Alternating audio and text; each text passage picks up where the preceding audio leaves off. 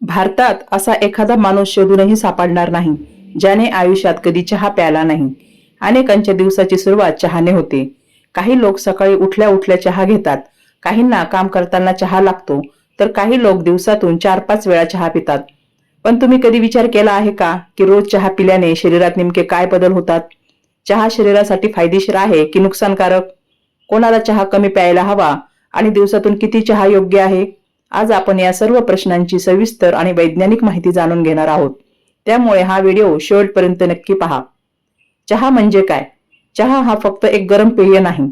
चहामध्ये caffeine, polyphenols, फ्लॅवोनाइड्स आणि इतर अँटीऑक्सिडंट्स असतात। हे घटक शरीरावर विविध प्रकारे परिणाम करू शकतात। मात्र चहाचा परिणाम हा किती चहा पिता, कोणत्या प्रकारचा चहा पिता, त्यात किती साखर घालता, किती दूध घालता आणि तुमची जीवनशैली कशी आहे यावर अवलंबून असतो। चहा प्यायल्यानंतर ताजेतवाने का वाटते? सकाळी चहा घेतल्यानंतर अनेकांना झोप उडाल्यासारखी वाटते। याचे कारण म्हणजे चहामधील कॅफीन। कॅफीन काही लोकांमध्ये मेंदूला अधिक जागृत वाटण्यास मदत करू शकते। त्यामुळे लक्ष केंद्रित करणे आणि काम करण्याची तयारी वाढल्यासारखी वाटू शकते। पण हे लक्षात ठेवा, हा परिणाम कायमस्वरूपी नसतो। काही वेळानंतर शरीर पुन्हा पूर्ववत होते। नंबर 2, चहातील अँटीऑक्सिडंट्स।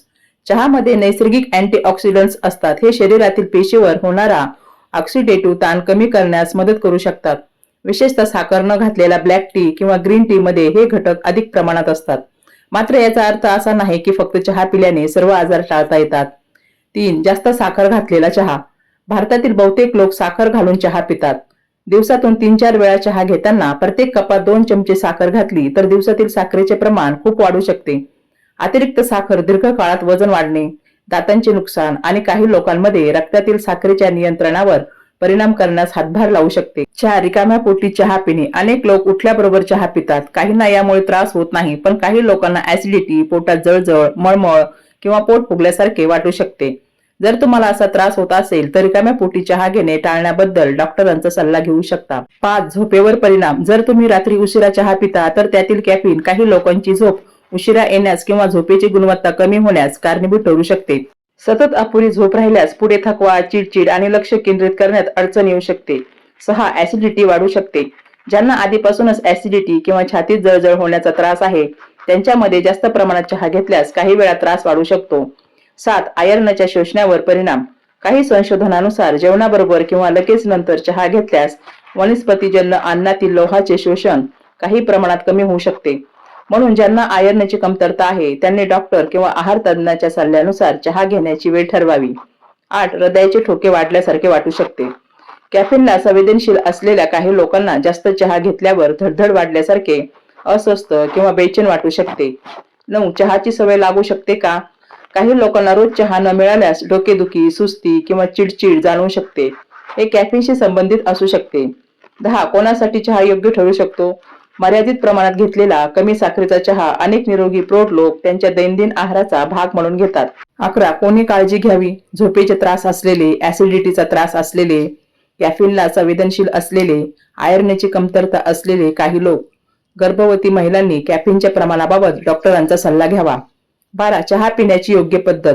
दिवसातून मर्यादित प्रमाणात चहा घ्या। साखर कमी ठेवा। रात्री उशिरा चहा घेणे टाळा जर त्यामुळे झोप बिघडत असेल। रिकाम्या पोटी चहा घेतल्याने त्रास होत असेल तर तसे करू नका। साधे पाणी पुरेसे प्या। संतुलित आहार आणि नियमित व्यायाम यालाही तितकेच महत्त्व द्या। चहा हा आपल्या दैनंदिन जीवनाचा भाग असू शकतो, पण कोणतीही गोष्ट अति प्रमाणात घेतल्यास काही लोकांमध्ये समस्या निर्माण होऊ शकतात। त्यामुळे योग्य प्रमाण, योग्य वेळ आणि संतुलित जीवनशैली यांना महत्त्व द्या। चहाचा आनंद घ्या, पण आरोग्याची काळजीही घ्या।